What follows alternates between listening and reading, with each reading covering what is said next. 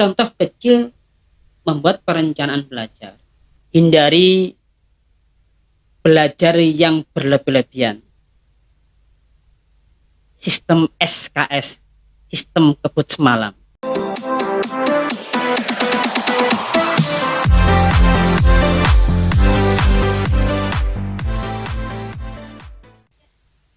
Assalamualaikum warahmatullahi wabarakatuh.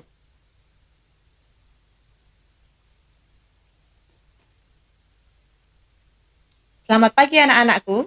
Bagaimana kabar kalian hari ini? Kita semua berharap kabar kalian dalam keadaan sehat walafiat. Jangan lupa patuhi protokol kesehatan, tetap semangat mengikuti MPLS. Belajar bagi seorang siswa merupakan suatu kewajiban. Sebagaimana predikatnya sebagai pelajar. Pelajar yang baik harus belajar dengan baik. Belajar yang baik adalah belajar yang menghasilkan peningkatan keterampilan, pengetahuan, dan juga sikap. Nah, hari ini kita akan membahas tentang belajar efektif. Di samping saya sudah ada Bapak Habib Fatur Rukman. Selamat pagi Pak Habib. Selamat pagi. Bagaimana kabarnya hari ini Pak? Alhamdulillah sehat selalu. Alhamdulillah. Hari ini kita akan membahas tentang belajar efektif. Sebenarnya bagaimana atau apa yang disebut dengan belajar efektif Pak? Belajar efektif adalah proses belajar mengajar yang menghasilkan sesuatu. Otomatis sesuatu hasil belajar itu belajar yang baik.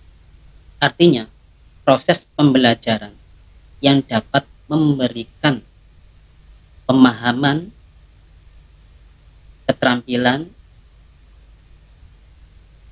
ketekunan, kemudian kualitas belajar yang baik, serta mampu menjadikan perubahan perilaku dan dapat mengaplikasikan dalam kehidupan sehari-hari, sehingga hasil dari pembelajaran itu akan menghasilkan SDM yang unggul.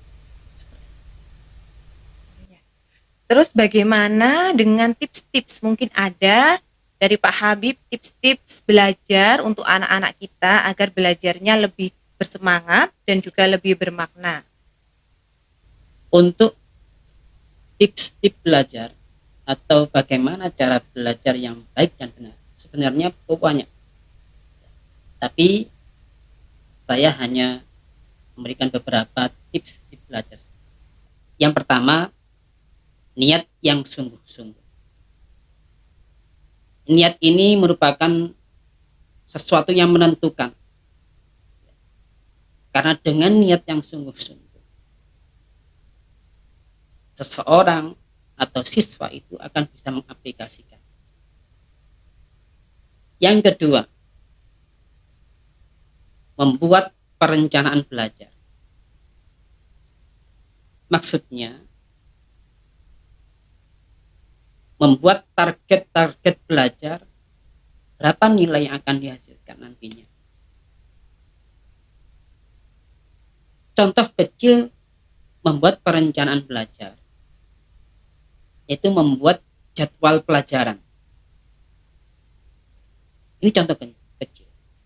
Maka perencanaan itu sangat penting, karena seseorang ketika mau menempuh suatu tujuan, maka harus ada perencanaan. Seperti itu. Yang ketiga, disiplin dalam belajar. Disiplin artinya kalau dalam bahasa agama itu istiqomah, continue.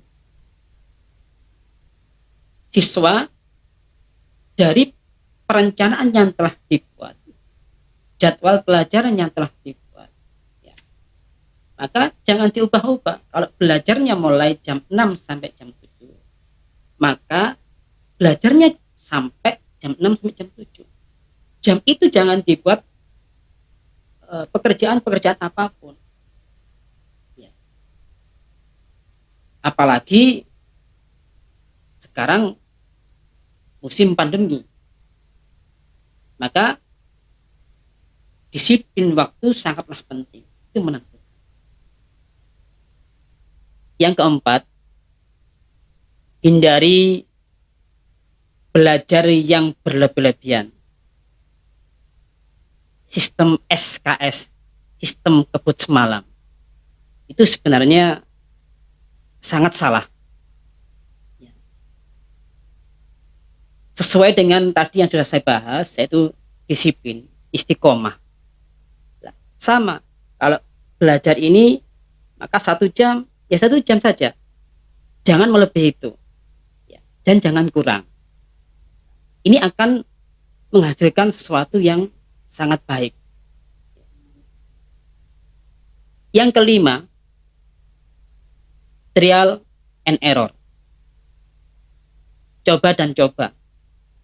Artinya ketika siswa itu mengalami sebuah permasalahan atau salah dalam menyikapi, maka dicoba lagi. Contoh, ketika mendapat pelajaran matematika, mendapat nilai dari gurunya jelek, maka dicoba. Tidak boleh putus asa. Nih, trial and error. Jangan putus asa.